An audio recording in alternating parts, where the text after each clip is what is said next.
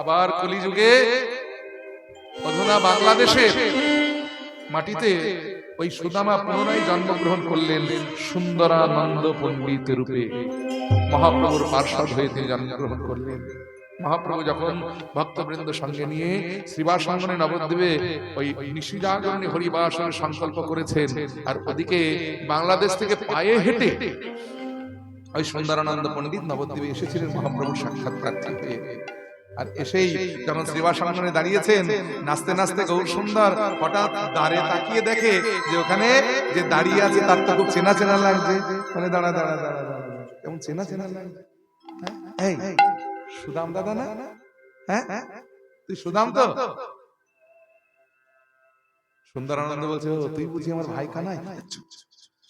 বলে কেন, আমাকে কানাই বলে কেউ চেনে না এখানে, আমার নাম হয়েছে নিমাই, আর জানিস তো বলাই দাদাও আছে। বলে কে? এই যে ওর নাম হয়েছে নিতাই।